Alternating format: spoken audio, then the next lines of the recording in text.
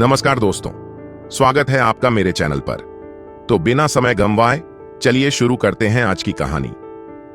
आदित्य ने उस गाड़ी को आगे जाने के लिए रास्ता बनाया था, फिर भी वह गाड़ी आदित्य के गाड़ी से आगे नहीं चली गई। आदित्य ने यह बात करना को बताइए। आदित्य ने अरुण से कहा, बहुत देर से वह गाड़ी हमारे पीछे है, मुझे लगा शायद उसे आगे जाना है। मैंने उसके लिए रास्ता भी बना दिया, फिर भी आगे नहीं जा रही है। क्या कुछ गड़बड़ हो सकती है? अरुण ने पीछे मुड़कर देखा तो उनके गाड़ी के पीछे एक गाड़ी थी। अरुण ने गाड़ी को ध्यान से देखा और आदित्य से कहा, मुझे ऐसे क्यों लगता है यह गाड़ी हमारी गाड़ी है? अरुण की यह बात सुनते ही आदित्य ने भी फिर से पीछे मुड़कर गाड़ी को देखा और कहा, यह तो हमारी ही गाड़ी है, पर यह यहां कैसे? अरुण ने कहा, ड्राइवर को कॉल करके देखो, यह गाड़ी यहां कैसे? क्या इसमें ड्राइवर है या और कोई गाड़ी से हमारा पीछा कर रहा है? अरुण के मुंह से जैसे ही यह सब निकला, या और कोई हमारी गाड़ी का पीछा कर रहा है, खुशी बहुत डर गए, क्योंकि पहले भी उनके साथ कुछ ऐसा ही हुआ था। अरुण ने देखा खुशी डर गई है। अरुण ने खुशी को अपने बाहों में लिया और कहा, डरो मत, यह हमारे घर की गाड़ी है, इसका मतलब घर से ही कोई है, अभी पता चल जाएगा इस गाड़ी में कौन है, डरने की कोई जरूरत नहीं है। खुशी ने कहा, पिछले बार जो हुआ था उसे मैं अभी भी नहीं भूली हूं, इसलिए मुझे डर लग रहा है। अरुण ने आदित्य से कहा, जल्दी कॉल करके पता करो इस गाड़ी में कौन है। आदित्य ने जल्दी से ड्राइवर को कॉल किया। ड्राइवर ने कॉल रिसीव किया। आदित्य ने सीधे ड्राइवर से पूछा, तुम इस वक्त कहां हो और गाड़ी कहां है? ड्राइवर ने कहा, सर मैं इस वक्त अपने घर पर हूं और गाड़ी पार्किंग में पार्क की गई है। क्या हुआ, कुछ प्रॉब्लम है? आदित्य ने कहा, जिस गाड़ी की तुम बात कर रहे हो, जो तुमने गाड़ी पार्किंग में पार्क की है, वह गाड़ी इस वक्त हमारे पीछे हमारा पीछा कर रही है, इसलिए मैंने तुम्हें कॉल किया है। ड्राइवर ने कहा, यह कैसे हो सकता है? बिना चाबी के गाड़ी आपके पीछे कैसे आ सकती है? गाड़ी की चाबी तो मेरे पास है। आदित्य ने कहा, तो देखो चाबी है भी या नहीं, या कहीं घुमा दी। ड्राइवर ने जल्दी से अपने जेब में चाबी देखना शुरू किया तो जेब में उसे चाबी नहीं मिली। ड्राइवर बहुत डर गया। ड्राइवर ने आदित्य से कहा, सर मेरे पास चाबी नहीं है, लगता है किसी ने चोरी कर ली। आदित्य ने कहा, ऐसे कैसे चोरी कर ली? तुम इतने लापरवाह कब से हो गए? मैं तुम्हारी इस गलती के लिए तुम्हें जॉब से निकाल सकता हूं, पता है ना तुम्हें? ड्राइवर ने कहा, गलती हो गई सर, पर मैंने चाबी जानबूझकर गिरे नहीं है। सच में मुझे नहीं पता चाबी कैसे खो गई है। आप प्लीज मुझे जॉब से मत निकालना, अगर आपने मुझे जॉब से निकाला तो कोई भी मुझे जॉब नहीं देगा। अरुण ने आदित्य से कहा, वो ऐसा नहीं करेगा, वह बहुत सालों से हमारे लिए काम कर रहा है। बात कुछ और है, तुम एक बार पार्किंग के सीसीटीवी कैमरा चेक करो, पता चल जाएगा यह गाड़ी कौन लेकर आया है। आदित्य ने जल्दी से अपने मोबाइल में सीसीटीवी कैमरे की रिकॉर्डिंग ऑन की और पिछले आधे घंटे का रिकॉर्डिंग देख लिया तो उसमें नेहा और शालिनी जी गाड़ी में बैठते हुए दिखाई दिए। आदित्य ने अरुण से कहा, नेहा और शालिनी जी हैं, क्या करना है इन दोनों का? अरुण ने कहा, चकमा दे दो इसे। आदित्य से बात कर रहा था, तभी आदित्य को ड्राइवर का कॉल आया। ड्राइवर ने आदित्य से कहा, सर आप फिक्र मत करो, वह गाड़ी ज्यादा देर तक आपका पीछा नहीं कर पाएगी। उस गाड़ी में फ्यूल बहुत कम है, वह गाड़ी बस आधे घंटे तक ही चल सकती है। आदित्य ने कहा, तो आधा घंटा हो गया है, अभी भी वह लोग हमारे पीछे हैं, और कितनी देर चलेगा इस गाड़ी का फ्यूल?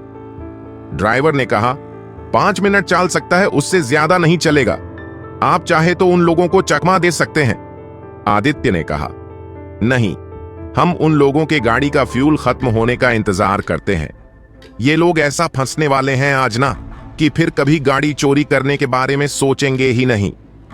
अरुण ने कहा, अगर इन लोगों की गाड़ी यह बंद पड़ गई तो इन लोगों को यही रुकना पड़ेगा जब तक इन लोगों को कोई लिफ्ट नहीं दे देता, और इस रास्ते पर बहुत कम गाड़ी आती है, इसलिए इन्हें लिफ्ट जल्दी मिलना इम्पॉसिबल है। अनीता ने कहा, अगर इन लोगों को लिफ्ट नहीं मिली तो क्या है, पूरे दिन और पूरी रात यही रुकेंगे। अरुण ने कहा, हाँ ऐसा हो सकता है, अगर यह जल्दी कोई गाड़ी नहीं आती तो इन्हें भी तो सजा मिलनी चाहिए। इन लोगों की इतनी हिम्मत हो गई है कि हमारे घर में ही चोरी कर रहे हैं। खुशी ने कहा, इन लोगों को अच्छा सबक मिलना चाहिए, रहने दो। इन लोगों को इस सुनसान रास्ते पर इन्हें भी पता चलना चाहिए बुरे काम का क्या नतीजा होता है। आदित्य ने अपनी गाड़ी वैसे ही शुरू रखी। कुछ देर बाद उन्होंने पीछे देखा, उनके पीछे वाली गाड़ी बहुत पीछे रह गई थी। अरुण ने कहा, लगता है इनके गाड़ी का फ्यूल खत्म हो गया है। अब असली मजा आएगा, चलो हम चलते हैं। आदित्य गाड़ी लेकर आगे चला गया। यहां नेहा अपनी मां को बहुत डांट रही थी। आपको देखना चाहिए था ना, अब किस गाड़ी की चाबी ले रही है। अब देख, गाड़ी बीच में ही बंद पड़ गई। इसका फ्यूल खत्म हो गया है। अब हम यहां कहां से फ्यूल लाएंगे, हमारे पास से पैसे भी नहीं हैं। शालिनी जी ने कहा, मुझे क्या पता था ये किस गाड़ी की चाबी है, मैंने बस देखी और उठा ली। किस गाड़ी में फ्यूल नहीं है तो हम दूसरी गाड़ी से इसमें डाल देते। जब तुमने गाड़ी शुरू की थी तब तुमने देखा नहीं गाड़ी में कितना फ्यूल है, मुझे क्यों सुना रही है। नेहा ने कहा, मैं इन लोगों का पीछा करने में यह भूल गई कि गाड़ी में पहले फ्यूल चेक करना चाहिए था। अब हम इस गाड़ी को कैसे शुरू करेंगे, यहां तो गाड़ियां भी नहीं दिख रही हैं। शालिनी जी ने कहा, हमें नीचे उतरकर यहां पर गाड़ियों को देखना चाहिए, शायद कोई हमारी हेल्प करे। नहा ने कहा, और कोई रास्ता है भी तो नहीं। इतना कहकर नेहा और शालिनी जी गाड़ी से उतर गई। वह दोनों बहुत देर रास्ते पर खड़ी रही, वहां एक भी गाड़ी नहीं गुजरी। यह अरुण, आदित्य, खुशी और अनीता अपने तय किए जगह पर पहुंच गए थे। आदित्य ने गाड़ी कुछ दूरी पर ही रोक दी। वहां से उन लोगों को 100 मीटर पैदल चलकर जाना था। वह सब लोग गाड़ी से उतर गए और वहां से चलने लगे। जब वह गाड़ी से उतरकर आगे चलने लगे, खुशी ने देखा उसके सामने बस खाली मैदान है और कुछ पेड़। खुशी ने प्रणव सीखा, आपने तो कहा था आप हमें ऐसी जगह लेकर जाएंगे जो बीच से भी ज्यादा खूबसूरत हो, आप तो हमें एक खाली मैदान पर लेकर आ गए हैं। अरुण मुस्कुराया और अरुण ने कहा, बस आगे चलते रहो, तुम्हें पता चल जाएगा मैं तुम्हें कहां लेकर आया हूं। वह लोग आगे बढ़ते रहे। कुछ देर बाद वह उसे मैदान के किनारे पहुंच गए और वहां खड़े गए। उस मैदान के आखिरी हिस्से से कुछ सीढ़ियां नीचे उतारते थीं। वह सब लोग उसे सीढ़ियों से नीचे उतरकर चले गए। वह लोग जैसे ही नीचे उतरे, वहां उन्हें बस पानी ही पानी दिखाई दिया। इतना सारा शांत पानी देखकर खुशी ने कहा, यह सच में है, मुझे तो बस एक सपना लग रहा है। अरुण ने कहा, कोई सपना नहीं है, यह हकीकत है। क्या तुम यहां स्विमिंग करना चाहोगी? खुशी ने कहा, नहीं, मुझे स्विमिंग नहीं करनी, मुझे बोटिंग करनी है। अरुण ने कहा, चलो मैं तुम्हें बोटिंग करने लेकर चलता हूं। अनीता ने आदित्य से कहा, मुझे भी बोटिंग करनी है, चलिए ना। आदित्य ने कहा, पर मुझे डर लगता है, क्या तुम अकेली नहीं कर सकती? अनीता ने कहा, चलिए आप डर क्यों रहे हैं, मैं हूं ना आपके साथ, मैं आपको कुछ नहीं होने दूंगी, आप बस मेरे साथ चलिए, आपको मुझ पर भरोसा नहीं है। आदित्य ने कहा, ठीक है चलो, अगर तुम इतना जिद कर रही हो तो। आदित्य और अनीता दोनों भी बोटिंग करने चले गए। उन लोगों ने कुछ देर तक बोटिंग कर ली। उसके बाद वो आकर एक छोटे से घर के पास बैठे। वो दरअसल एक छोटा सा रेस्टोरेंट था। अरुण ने उन सब के लिए खाने का ऑर्डर दिया। कुछ ही देर में उन लोगों का खाना आ गया। उन सब लोगों ने खाना एंजॉय किया। खाना होने के बाद अरुण ने कहा, चलो चेंज करके कुछ देर पानी में खेलने का आनंद लेते हैं। वह सब लोगों ने अपने अपने कपड़े चेंज किया और स्विमिंग सूट पहन लिया। सब लोग पानी में खेलने चले गए। आदित्य पानी में जाने से डर रहा था, पर अनीता ने आदित्य का हाथ कसकर पकड़ लिया और उसे पानी में खींच लिया। आदित्य ने अनीता को कसकर पकड़ लिया। वह बहुत डर रहा था। अनीता ने आदित्य से कहा, यह पानी तो आपकी कमर तक ही आ रहा है, आप इतना क्यों डर रहे हैं कि अभी डूब जाएंगे और आपको कुछ नहीं होगा, मैं हूं ना यहां। आदित्य ने अनीता से कहा, मैं अभी तक इतने गहरे पानी में कभी नहीं गया, मुझे डर लग रहा है। अनीता ने आदित्य को हग किया और कहा, आप मुझे कसकर पकड़ लीजिए, आपका डर चला जाएगा। आदित्य ने कसकर अनीता को अपनी बाहों में ले लिया और उसे पानी में किस करने लगा। खुशी और अरुण यह सब देख रहे थे। उन दोनों को किस करते देखकर उन्होंने खुशी को अपनी ओर खींचा और कहा, सीखो उनसे कुछ, पूरा टाइम एक साथ सस्पेंड कर रहे हो, नहीं तो तुम एक किस तक मुझे नहीं दे रही हो। अरुण की बात सुनकर खुशी ने अरुण के गालों पर एक हल्का सा किस किया। अरुण ने कहा, बस इतना ही, इतने से कुछ नहीं होता। इतना कहकर अरुण ने अपने होंठ खुशी के होंठों पर रख दिए और उसे डिपली किस करने लगा।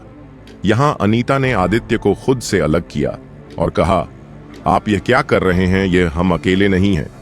आदित्य अनीता का मुंह अरुण और खुशी की तरफ किया और कहा, देखो, इन्हें देखकर तुम्हें क्या लगता है, हमें रुकना चाहिए या कंटिन्यू करना चाहिए? अनीता ने कहा, मुझे यह सब ऐसे खुले में अच्छा नहीं लग रहा। आदित्य ने कहा, पर मुझे तो अच्छा लग रहा है। तुमने ही जिद की थी ना मुझे पानी में लेकर आने की। अब मैं आ गया हूं। अब मुझे जो चाहिए वह तुम्हें देना पड़ेगा। तुम ना नहीं कह सकती। अनीता ने कहा, यहां नहीं आपके घर, जीरो जो करना है वह करिए। मैं आपको रोकूंगी नहीं, पर ये सब देख रहे हैं। आदित्य ने कहा, तो देखने दो ना, हम कौन सा अलग कर रहे हैं जो सब लोग करते हैं। हम भी तो वही कर रहे हैं। अरे नॉर्मल है, जो अलग करना है वहां हमारे घर जाकर हमारे कमरे में करेंगे। मुझ में इतने पेशेंस हैं। अनीता ने कहा, अब छोड़िए, मुझे जो करना है घर जाकर करेंगे। आदित्य ने कहा, मैंने बाकी सबके लिए मना किया है, किस करने के लिए मना नहीं किया। मैं तुम्हें यहां अच्छे से किस करने वाला हूं, इसीलिए मुझे रोकने की कोशिश मत करना। इतना कहकर वह अनीता को किस करने लग गया। अनीता आदित्य से खुद को छुड़ा रही थी, पर आदित्य ने अनीता को अपने भावों में कसकर पकड़ रखा था। कुछ देर बाद आदित्य ने अनीता को छोड़ दिया। अनीता ने खुद को छुड़ाने के बाद अनीता ने आदित्य के चेस्ट पर मारना शुरू किया। अनीता ने आदित्य से कहा, आपने ऐसा क्यों किया? सब लोग देख रहे थे ना, क्या सोच रहे होंगे हमारे बारे में? आदित्य ने कहा, सोचने दो, उन लोगों को जोशना है, मुझे कोई फर्क नहीं पड़ता। वैसे भी हम दोनों शादीशुदा हैं, हमें किसी से डरना नहीं चाहिए। अनीता ने कहा, पर यह सब करने के लिए जगह भी होती है। अगर आपको यह भी शुरू हो जाएंगे तो कैसे चलेगा? आदित्य ने कहा, अब बस करो, मैं ज्यादा कुछ नहीं किया, बस तुम्हें किस किया है। अगर मैं चाहता तो और भी कुछ कर सकता, तो मुझे भी पता है कहां क्या करना चाहिए। अब चलो बाहर चलकर बैठते हैं। अनीता ने कहा, मुझे और पानी में रहना है। आदित्य ने कहा, तुम्हें रुकना है तो तुम रुको, मैं बाहर जा रहा हूं, और जब तुम्हारा पानी से मन भर जाएगा तब आ जाना, देर पानी में खड़ा नहीं रह सकता। अनीता ने कहा, जाए आप जाकर बैठ जाएं, आपका काम नहीं है पानी में रुकना। मुझे नहीं पता था आप इतना डरपोक हैं। आदित्य ने कहा, ऐसा तुम्हें मैं डरपोक लगता हूं? मैं तुम्हें अभी दिखाता हूं, मैं डरपोक हूं, ये तुम डरपोक हो। इतना कहकर आदित्य ने अनीता के ऊपर पानी डालना शुरू किया। अनीता अभी का कम थी। नेता ने आदित्य के ऊपर पानी डालना शुरू किया। आदित्य को पहले पानी से डर लग रहा था, वह अनीता कैसे उसे पर पानी डालने से डर गया। आदित्य ने कहा, बस करो, गलती हो गई। अनीता ने कहा, आपको क्या लगता है आपके माफी मांगने से मैं आपको छोड़ दूंगी? मैं आपको बिल्कुल भी नहीं छोड़ेंगे। आप मुझे बहुत परेशान करते हैं ना, तो आपको इसकी सजा जरूर मिलेगी। और भी आदित्य के ऊपर पानी डालने लगी। आदित्य को बहुत डर लग रहा था और अनीता चुप बैठने का नाम नहीं ले रही थी। आदित्य कदर इतना बढ़ गया कि वह वहीं बेहोश हो गया। नहीं तो यह देखकर बहुत डर गई और वह चिल्लाने लगी। अनीता ने आदित्य को पानी में गिरने नहीं दिया था, उसने उसे पकड़ लिया था, पर आदित्य का शरीर बहुत भारी था, इसलिए उसे आदित्य संभाल नहीं जा रहा था। अनीता की आवाज सुनकर अरुण और खुशी एक दूसरे से अलग हो गए और उन्होंने आदित्य और नेता की तरफ देखा तो अनीता ने आदित्य को पकड़ा हुआ था, दोनों भी उन दोनों के पास आ गए। अरुण ने आदित्य को देखा, आदित्य बेहोश हो गया था। उसने अनीता से कहा, क्या हो गया? अनीता ने कहा, आप प्लीज मेरी संभाल लें, मैं मदद करें, मैं बाद में आपको बताती हूं क्या हुआ है। हम इन्हें यहां से बाहर लेकर चलते हैं, शायद पानी की वजह से बेहोश हो गई है। अरुण ने आदित्य को संभाला और पानी से बाहर लेकर आ गया। पानी से बाहर लेकर आने के बाद उन्होंने उसे जमीन पर लिटा दिया। अरुण ने आदित्य के ऊपर कुछ पानी की बूंदें डाली। जैसे ही आदित्य के चेहरे पर पानी की बूंदें पड़ी, वह हड़बड़ाकर उठ गया। आदित्य उठकर बैठ गया। उसने सबसे कहा, मैं कहां हूं? मैं तो पानी में था, मैं है कैसे आ गया? क्या हुआ है मेरे साथ? अरुण ने कहा, तुम्हें कुछ नहीं हुआ है, तुम पानी में बेहोश हो गए थे, इसीलिए तुम्हें उठाकर हमने यहां लाया है। आदित्य ने कहा, अच्छा हुआ भाई, आप मुझे वहां से याद लेकर आ गए। मैं बहुत डर गया था, पर मुझे पता ही नहीं चला मैं कब बेहोश हो गया और मैंने आप लोगों को भी डरा दिया। अरुण ने कहा, आज के लिए बहुत हो गया, हम लोगों को घर जाना चाहिए। जो हुआ वह बस हो गया, मैं और कोई भी रिस्क नहीं लेना चाहता हूं। अनीता ने कहा, सॉरी, ऐसे मेरी वजह से हुआ है। अगर मैंने आपको जीत नहीं की होती पानी में आने की तो यह सब नहीं होता। आदित्य ने कहा, जाने दो, इसमें तुम्हारी कोई गलती नहीं है, मुझे ही थोड़ा केयरफुल रहना चाहिए था। अनीता ने कहा, कैसे मेरी गलती नहीं है? यह सब मेरी ही गलती है, मेरे ही वजह से हुआ है, और मैं यहां जैसे जानती हूं आप बस मेरा दिल रखने के लिए सब कह रहे हैं। अगर आज आपको कुछ हो जाता तो मैं खुद को कभी माफ नहीं कर पाती। अनीता के आंखों से आंसू आ गए। आदित्य ने उसने अपनी बाहों में लिया और कहा, रोने की कोई जरूरत नहीं है। मैंने कहा ना, मुझे यह थोड़ा केयरफुल रहना चाहिए था। अगर मैं खुद को संभालता तो यह सब नहीं होता। अब चलो घर चलते हैं। अगर यही रुककर बहस करते रहे तो हम दोनों में झगड़ा हो जाएगा। खुशी ने कहा, हम लोगों को अब चलना चाहिए। अनीता कहा, चलो हम सब लोग घर चलते हैं, यही सही रहेगा। सब लोगों ने जाकर अपने अपने कपड़े चेंज किया। अनीता को बहुत बुरा लग रहा था। उसके जीत की वजह से आज आदित्य को कुछ हो जाता। उसने खुद से ठान लिया था कि वह आज के बाद ऐसी हरकत फिर कभी नहीं करेगी और आदित्य को जितना पानी से दूर रख सकती है उतना दूर रखेगी। सब लोग कपड़े बदल कर आ गए और आकर गाड़ी में बैठ गए। अरुण गाड़ी चला रहा था। अरुण ने आदित्य को गाड़ी चलाने से मना किया था। आदित्य पहले ही डरा हुआ था, इसलिए अरुण ने आदित्य को गाड़ी चलाने से मना किया और खुद गाड़ी चलाने लगा। उन लोगों ने जाते हो दूसरा रास्ता ले लिया था, इसलिए उन्हें रास्ते में शालिनी और नेहा नहीं मिले। यहां शालिनी जी और नेहा को अभी तक कोई गाड़ी नहीं रुकी थी। तभी एक गाड़ी सामने से आ गई। शालिनी जी ने जाकर गाड़ी के सामने खड़ी हो गई। गाड़ी वाले ने ब्रेक दबा दिया और गाड़ी रुक गई। अंदर से उसे आदमी ने कहा, ये बुढ़िया, तुम्हें क्या मरने के लिए मेरी ही गाड़ी मिली थी जो मेरे गाड़ी के सामने आकर खड़ी हो गई। शालिनी जी बिल्कुल भी गाड़ी से सामने से नहीं हिली और वैसे ही गाड़ी के सामने खड़ी रही। उस आदमी ने चिल्लाते हुए कहा, हट जाओ गाड़ी से, नहीं तो मैं गाड़ी चला दूंगा। शालिनी जी बिल्कुल भी गाड़ी के सामने से नहीं हिली और वैसे ही खड़ी रही। उस आदमी को गुस्सा आ गया और गाड़ी में जो आदमी था वह गाड़ी से बाहर निकल आया और उसने शालिनी जी का हाथ पकड़कर उन्हें गाड़ी के सामने से दूर हटाया और कहा, आप सच में पागल लगती हैं मुझे। शालिनी जी ने उस शख्स के पैर पकड़े और कहा, प्लीज हमें लिफ्ट दे दीजिए, हम लोग यहां फंस गए हैं और हमारे गाड़ी में फ्यूल भी नहीं है। उस शख्स ने कहा, तो फिर मैं क्या करूं? अगर गाड़ी में फ्यूल नहीं है तो गाड़ी रास्ते पर चलाई क्यों? आप लोगों को इतना नहीं पता कि इस रास्ते में कहीं भी पेट्रोल पंप नहीं है? आप यही रुको नहीं तक पैदल चल के जो आगे से 6 किलोमीटर पर बस स्टॉप है, वहां से कोई ना कोई बस तो मिलेगी। अपने मां का ड्रामा देखकर नेहा अपनी मां के पास आ गई। उसने जाकर उस आदमी से कहा, प्लीज हमारी हेल्प कर दीजिए, हम इतने दूर तक पैदल नहीं जा सकते और यहां और कोई गाड़ियां भी नहीं है। आप ही हो जो इस वक्त हमारी मदद कर सकते हैं। उसे आदमी ने कहा, पर मैं क्यों तुम लोगों को लिख दूं? तुम कौन लगते हो मेरी? और वैसे भी तुम दोनों तो मुझे इसके बदले कुछ दे भी नहीं सकती। नेहा ने कहा, अगर आप हमारी मदद करेंगे तो मैं आपको कुछ दे सकती हूं। मेरे पास देने के लिए पैसे तो नहीं है, पर कुछ है। उस आदमी ने नेहा को ऊपर से पैर तक देखा और कहा, तुम क्या दे सकती हो मुझे? तुम्हारे पास मुझे देने के लिए क्या है? नेहा ने कहा, मैं अच्छे से जानती हूं तुम जैसे आदमियों को क्या चाहिए होता है। मैं तुम्हारी जरूरत को पूरी कर सकती हूं, बस उसके बदले में हमें यहां से निकालो। उस आदमी ने कहा, मुझे तो तुम बहुत समझदार लगती हो, बिना बोले ही सब कुछ समझ गई। इतना कहकर वह आदमी गाड़ी के अंदर जाकर बैठ गया। नेहा भी उसके पीछे पीछे जाने लगी।